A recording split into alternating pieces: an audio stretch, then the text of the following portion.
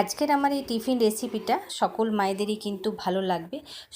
সকালে উঠেই তো মায়েদের চিন্তা বাচ্চাদের টিফিনে কি দেব, কেননা বাচ্চারা তো একঘেয়ে খাবার নিয়ে যেতে চাইবে না, টিফিন ওদের একটু আলাদা আলাদা দিতেই হয়। তাই আজকের রেসিপিটা আমি আপনাদের জন্য শেয়ার করছি। আমার এই রেসিপিটা ভালো লাগলে অবশ্যই বাচ্চাদের টিফিনে একবার হলেও বানিয়ে দেবেন। চলুন তাহলে দেরি না করে রেসিপিটা দেখে নিই। সকল বন্ধুদের বিন্দুস কিচেনে স্বাগত জানিয়ে আজকের রেসিপিটা শুরু করছি। আগে আমি নিয়ে নিয়েছি এক বাটি চিড়ে, যেটাকে পোহা বলা হয়। তো খুব ভালো করে 2-3 বার আগে আমি এটাকে ধুয়ে নেব। দেখুন খুব ভালো করে ধুয়ে নিলাম। এইবারে এটাকে এখন আমি ঢেকে 5 মিনিটের জন্য রেখে দিচ্ছি। এবার নিয়ে নিচ্ছি দই, যেটা আমার বাড়িতেই ছিল।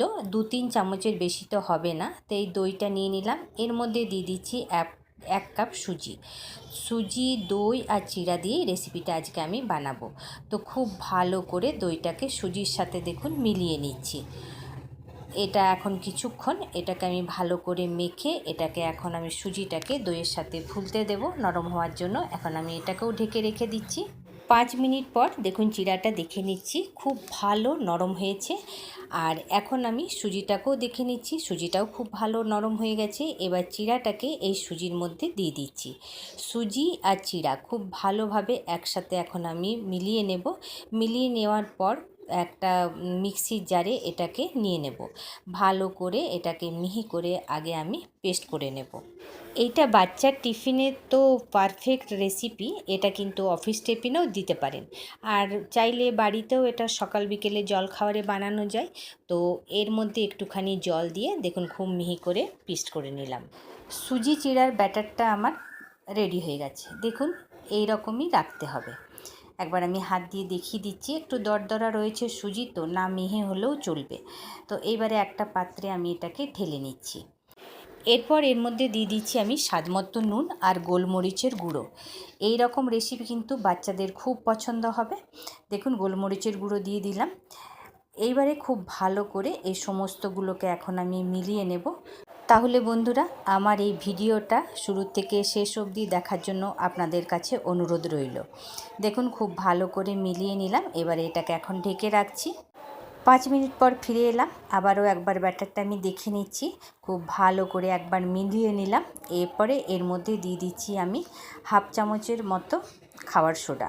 খুব ভালো করে খাবার সোডাটা মিলিয়ে দেব। এর জন্য রেসিপিটা কিন্তু সফট হবে, ফুলবেও ভালো।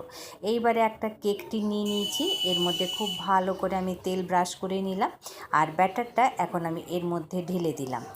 এরপরে খুব ভালো করে একবার ট্যাপ করে নেব। দেখুন, আর এইদিকে আমি তো জল ফুটতে দিয়েছিলাম, একটা স্ট্যান্ড দিয়ে দিয়েছি। এবার এটাকে এর মধ্যে বসিয়ে দিয়ে এটাকে এখন আমি ঢাকা দিয়ে দেবো। এটা এখন 15 মিনিট পর এটাকে একবার আমি দেখে নেব। 15 মিনিট পর ফিরে এলাম। এবার আমি ঢাকাটা সরিয়ে নিচ্ছি, একবার দেখে নিই। দেখুন খুব ভালো তো ফুলে উঠেছে। এবারে একটা কাঁটা চামচ দিয়ে একবার আমি দেখে নিচ্ছি, চামচটা একদম পরিষ্কার বেরিয়েছে।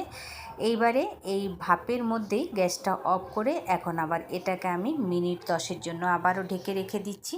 10 মিনিট পর ঢাকা থেকে বের করে এটাকে আমি ঠান্ডা করে নিয়েছি। এটাকে পিস পিস করে কেটে নিচ্ছি। তো আমি স্যান্ডউইচের মতো করেই কেটে নিয়েছি। এটা কিন্তু খেতে বাচ্চাদের খুবই ইন্টারেস্ট লাগবে। আর এর যে বাকি সাইডগুলো থাকবে এইগুলোকে আমি ছোট ছোট করে কেটে নেব। তো দেখুন এই রকমভাবেই আমি স্যান্ডউইচের মতো করে কেটে নিচ্ছি। এই রেসিপিটার নাম হলো সুজি চিড়ার স্যান্ডউইচ। তো দেখুন স্যান্ডউইচের মতো কেটে নিলাম। এইবারে এইটাকে আমি একটু ফ্রাই করব, বাচ্চাদের একটু মুখরোচকও চাই। তো তেল দিয়ে দিলাম। এরপর দিয়ে দিচ্ছি আমি 1/2 চামচেরও কম সরষে, সাথেই দিয়ে দিচ্ছি সাদা তিল, আর দিয়ে দিচ্ছি কারি পাতা। যে জিনিসটা দেখতে সুন্দর হয় বাচ্চারা কিন্তু সেই জিনিসটা খেতে খুব পছন্দ করে। অল্পখানি হলুদও দিয়ে দিলাম। এবারে সমস্তগুলোকে একবার খুব ভালো করে নাড়াচাড়া করে নিচ্ছি। তারপর এর মধ্যে দিয়ে দিচ্ছি এক এক করে স্যান্ডউইচগুলো। দেখুন দেখতে একদম স্যান্ডউইচের মতো হয়েছে, যত নরম হয়েছে আর খেতেও কিন্তু ততটাই টেস্ট হবে। তো সমস্তগুলো দিয়ে দিলাম। এবার এক পিঠটা হয়ে গেলে এবার আমি এগুলোকে উল্টে দিচ্ছি। দেখুন খুব সুন্দর ক্রিস্পি হয়েছে, একদম দেখতেও সুন্দর লাগছে। আর বাচ্চারা কিন্তু এই রকম জিনিস খেতে খুবই পছন্দ করে। তাহলে বন্ধুরা একবার হলেও আমার এই রেসিপিটা একবার বানিয়ে দেখবেন। উল্টে পাল্টে খুব ভালো করে ভেজে নিয়ে এটাকে এবার আমি তুলে নিচ্ছি। তো স্যান্ডউইচগুলো আমি ভেজে তুলে নিলাম। এইবারে আমি ওই পাত্রেই আবার সেম প্রসেস কিন্তু একটু বদল করব। এই ছোট ছোট যে টুকরো স্যান্ডউইচের যে টুকরোগুলো রয়েছে সেটা ভাজবো। তা আমি সরষে, তিল, কারিপাতা দেওয়ার পর দিয়ে দিলাম একটু ধনে গুঁড়ো। যদি স্যান্ডউইচের মতো না কাটতে চান তো এরকম ছোট ছোট ঢোকলার আকারেও কেটে নিতে পারেন। এখন এর মধ্যে দিয়ে দিলাম আমি লাল লঙ্কার গুঁড়ো। এটা বেশ মুখরোচক হবে, বড়দের খেতেও খুবই ভালো হবে। আর বাচ্চারা যদি ঝাল খায়, যে বাচ্চারা ঝাল খাবে তাদেরকে এটা দেওয়া যেতে পারে। যে কোনো চাটনির সাথেই এটা খেতে ভালো লাগবে, আর বাচ্চাদেরকে তো সসের সাথে দিলেই হবে। সমস্তগুলো খুব ভালো করে ভাজা হয়ে গেছে। এইবারে এর মধ্যে সাউথ ইন্ডিয়ান ফ্লেভার দেওয়ার জন্য এর মধ্যে দিয়ে দিচ্ছি আমি সাম্বার মশলা। সব কিছু খুব ভালো করে মিলিয়ে নিলাম। এইবারে এইগুলো আমি এখন একটা প্লেটে নামিয়ে নিচ্ছি। রেডি হয়ে গেল আমার চিড়া সুজির স্যান্ডউইচ। এইবারে এটাকে আমি পরিবেশন করে নিচ্ছি। তো স্যান্ডউইচ স্টাইল আর ঢোকলা স্টাইল দুটোই আমি পরিবেশন করব টমেটো সস দিয়ে।